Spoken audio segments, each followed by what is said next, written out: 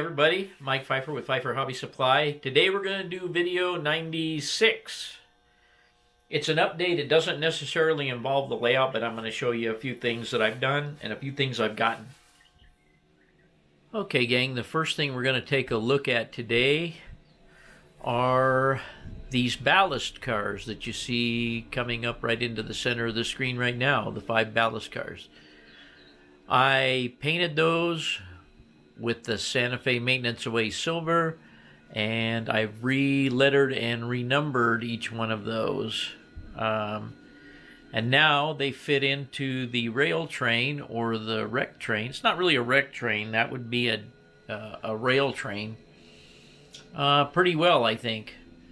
I broke out those 2 GP9s. Got them running okay. The lead one is a little bit on the finicky side. In fact, both of them are on the finicky side, as you see. They both stopped there. But anyway, what I really wanted to just show you is those ballast cars. And I'm going to get a picture of them as they come by closely.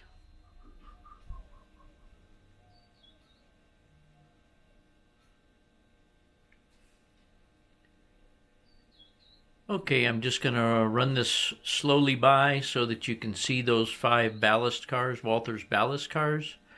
I put Microtrain's trucks on them and did the painting and the decaling, and I think they look pretty good on the rail train. That's one thing I want to show you. Let's move on to another. Okay, the next thing I want to show you is these new Atlas articulated auto racks that are coming by here, and I'll slow it down. And yes, I have gotten these to run on the layout. They don't go around the loop on the far end. They don't make it under the portal over by the roundhouse. I would have to do some modification and some work there. I haven't done it yet, but they do run pretty nicely.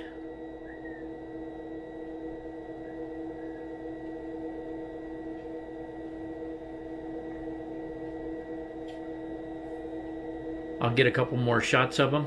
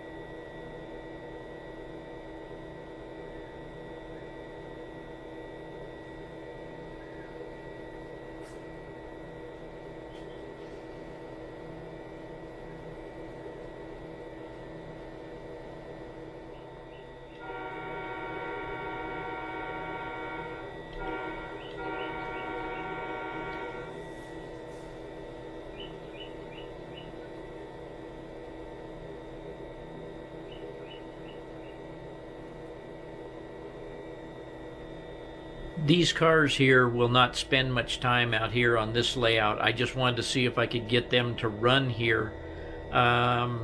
These will go in my box, and these will be cars that will run out at the fairgrounds on the larger track.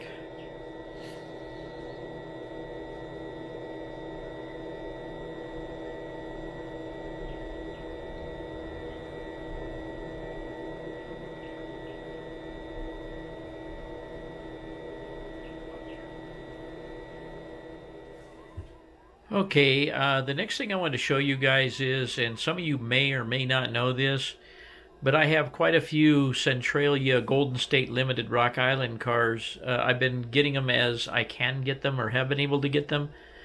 There weren't any appropriate locomotives to run with those, with the exception of those lifelikes.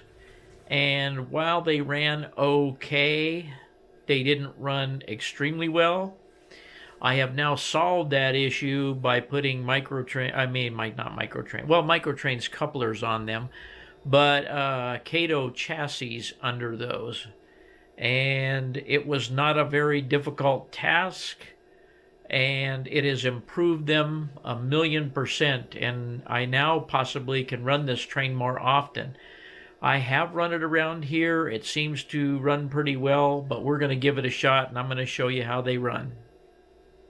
And no, I really don't want to explain on here how it's done. It was a pretty easy fit. I didn't have to cut any of the chassis or anything. There were some pieces of plastic I had to cut inside of the shell. Some little strips that came down the side of the existing chassis. Had to cut those. I also had to take out all the window glass, and I used micro crystal clear for the windows to reapply them. And that allowed me to fit the existing chassis right up in there. Now, at the back, up inside where the steam generator is, I had to use 2 stacked 50 thousandths styrenes glued to the top of the shell to hold the back of the shell up and let those rest on the back of the Kato chassis. Pretty much all in all, it's kind of simple. A little black tape down the side of each one of the chassis that hold the chassis into the body onto the chassis. And they work pretty spiffy. Why do I always do that in every video? But they work pretty spiffy, if spiffy is a word. It's a word back when I was a little kid. But we're going to run them and see how they go. So let's see.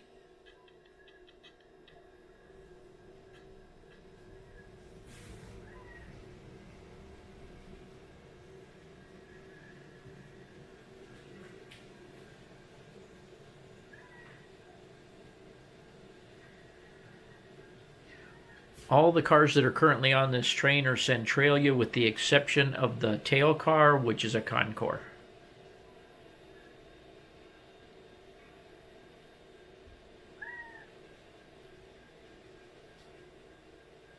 We'll get a picture over here on the other side when it comes around.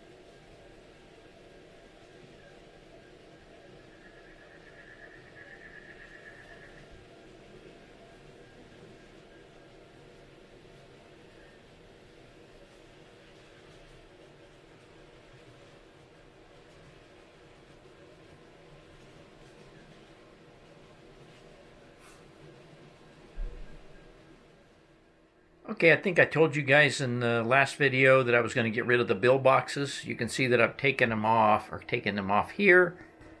And if I back up, I've taken them off over there. And if I swing around here, I've taken them off all the way down here. And I think it gives the layout a much more streamlined look, and I don't need the stupid cards. Now let me show you a couple other things. One of the things is, and maybe I had it done in the other video, I don't know, but I got this little shelf cleaned off. I did find my my Santa Fe little notebooks, and I did run across my little Santa Fe pads in case I need to write something down. Hung those up, reorganized the models underneath. That's not necessary to look at. Nothing over here in the corner has changed recently. But here's the next big plan I have. Some of you are going to cringe. Some of you are going to complain. Some of you are going to say why and all that stuff. But I think the roundhouse and turntable are going to go. The reason being is I'm not totally satisfied with the connection it makes to the tracks on the other side, and I very rarely run an engine in and out of there because those yellow bonnets that you see in this picture, it's a trio of locomotives, and to get them across this bridge, I've got to uncouple them all and take them across one at a time because the table is so small. That's one disadvantage to the Cato table. I'm not really having problems with it per se. It's just me not wanting to fiddle with it. And I realized after putting in the loop over here on the left that I no longer need a way to turn locomotives around, because all I have to do is take the locomotive and head it down that way, run it around the loop, bring it back, and I can just get by with a regular engine house, which is probably more like something that a little town like this would have as opposed to the table and the roundhouse. So at the current time, they're basically a bunch of unused track. I can't park cabooses in there. I can't park anything in there in that area because I have to cross the table, and I can't do that with two pieces of equipment. So I don't know exactly what I'm going to do there, but these two incoming tracks here will remain the same, but there will be some kind of an engine house there with whatever turnouts and so forth I can fit in there, and some tracks probably outside of the engine house. And I'm going to try and make the engine house doors functional with a switch machine, a slow motion switch machine. We'll see how that goes. I don't know if that will work 100%. I've done it in HO, but I haven't done it in N scale. So I'm going to give that a shot. So that will be coming out. Basically everything to the left of this track right here, up to about here or more, will come out, and then that'll all be just a yard and an engine house and some tracks. The caboose track that you see here will likely move over there, and all of these two tracks over here will likely become maintenance away equipment, just because I like to show off my maintenance away equipment. So a lot of it will probably be parked there. And by the way, one of the problems here is not that turnout. This turnout here doesn't function, and I just don't feel like digging it out of there and making it function. So typical number 4 switch. But nevertheless, I can get stuff out of there, in and out of there by hand. So that is likely what I'll do. So you'll see a little bit of a change possibly whenever I get around to doing it. Over here on the left, I still have to do the striping on the road and some other things that I had intended on doing. I'm just too lazy right now. But essentially, that's all I have for you today, I think.